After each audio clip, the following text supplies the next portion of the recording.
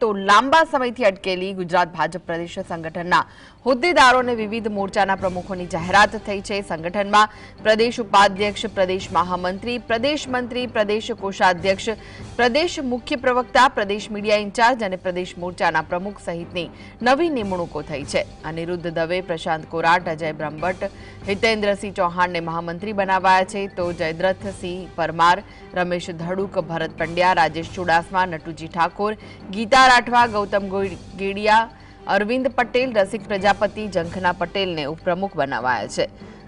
परिंदु भगतनी कोषाध्यक्ष तरीके और मोहन कुंडारियानी सह कोषाध्यक्ष तरीके निमणूक करवामां आवी छे। डॉक्टर अनिल पटेल ने मुख्य प्रवक्ता और प्रशांत वाला ने मीडिया इंचार्जनी जवाबदारी सौंपाई है। हेमांग जोशी ने युवा मोर्चाना प्रमुख, ज्यारे अंजू वेकरिया ने महिला मोर्चानी प्रमुख बनावाया है।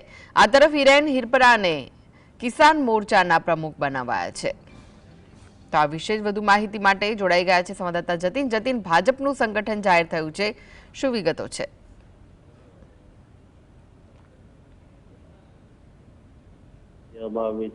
વિશ્વકર્મા બન્યા બાદ કેટલી અટકળો ચાલી રહી છે કે ક્યારે પ્રદેશ પ્રમુખ સંગઠનની જાહેરાત જે છે તે કરે છે, ત્યારે 10માંથી આ 2 જેટલી મહિલાઓ જે છે તેમને મંત્રી બનાવવામાં આવે છે। કહી શકાય કે આ વખતે જે મંત્રીમંડળ જે પ્રદેશનું માળખું તૈયાર કરવામાં આવ્યું છે તેની અંદર મહિલાઓને પ્રાધાન્ય આપવામાં આવ્યું છે, સાથેમાં યુવા વર્ગ જે તેમને પણ પ્રાધાન્ય આપવામાં આવ્યું છે। યુવા મોરચાના જે અધ્યક્ષ હતા પ્રશાંત કોરાટ, તેઓને પણ ક્યાંક ને ક્યાંક લોટરી લાગી છે, એટલે મહામંત્રી તરીકે તેઓને જે નિમણૂક જે છે તે કરવામાં આવી છે। કહી શકાય કે આ વખતે સાંસદ જે છે તેઓને પણ લોટરી લાગી છે અને આ વખતે સંગઠન આગામી ઇલેક્શનને ધ્યાનમાં રાખીને બનાવવામાં આવ્યું છે।